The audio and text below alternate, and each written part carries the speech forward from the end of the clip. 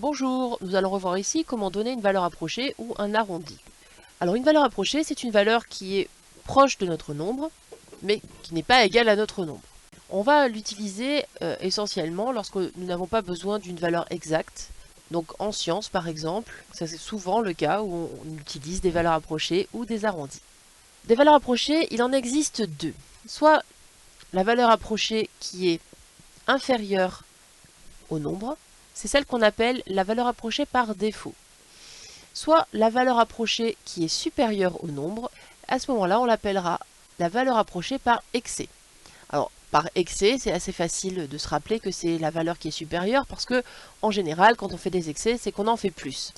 Comment est-ce qu'on va déterminer ces valeurs approchées par défaut ou par excès? On va systématiquement vous donner un rang auquel on veut donner cette valeur approchée.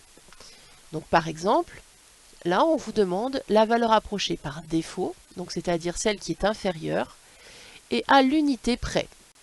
Chercher la valeur approchée d'un nombre revient un petit peu finalement à faire le même travail que ce qu'on faisait quand on faisait l'encadrement. Par exemple, si nous prenons ce nombre-là, 45,837 millièmes. Nous pouvons l'encadrer donc à l'unité près, c'est-à-dire trouver un nombre qui est inférieur, un nombre qui est supérieur, et qu'il y ait une seule unité de différence entre ces deux nombres qu'on va trouver. Nous avons vu que quand nous voulions encadrer à l'unité près, eh bien, on avait pour le nombre qui était inférieur la troncature à l'unité, c'est-à-dire le nombre coupé, tronqué, après les unités. Nous avions donc ici 45 et nous allions rajouter une unité, c'est-à-dire 46. Le nombre est compris entre 45 et 46. Eh bien, ce 45, c'est ce qu'on appelle la valeur approchée par défaut à l'unité. Et le 46, c'est ce qu'on appelle la valeur approchée par excès à l'unité.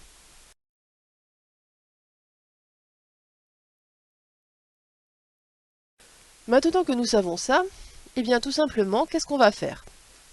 On veut la valeur approchée par défaut à l'unité, ça veut dire que on va s'intéresser au nombre jusqu'aux unités.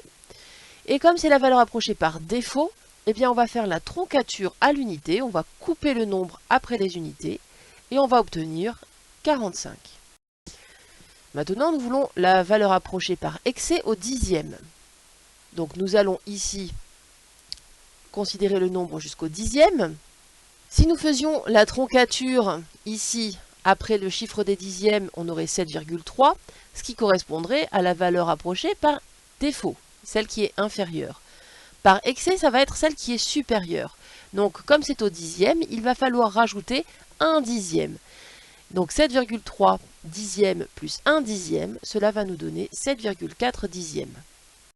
Maintenant, nous voulons la valeur approchée par défaut au centième de 1,245 millièmes. Donc nous allons considérer le nombre jusqu'au chiffre des centièmes, donc c'est-à-dire 2 chiffres après la virgule. Nous allons donc faire cette troncature après le chiffre des centièmes. Et comme on veut la valeur approchée par défaut, eh bien ça correspond exactement à la troncature, c'est-à-dire 1,24. Voilà pour les valeurs approchées par excès et par défaut. Merci d'avoir écouté.